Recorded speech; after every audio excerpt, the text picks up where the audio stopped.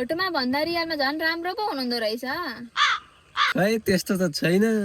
झन् तपाईको कुराहरू पनि कस्तो मजाले बोल्नुहुन्छ। अरू भन्दा पनि फ्लर्टिङ गरेको चाहिँ मन पर्यो मलाई। अलिअलि यसो ट्राई मात्रै गरेको हो। त्यति राम्रो फ्लर्टिङले त म तपाईको भए। अब गफ त हान्नु भएको होइन नि? छैन नि, किन गफ हान्नु?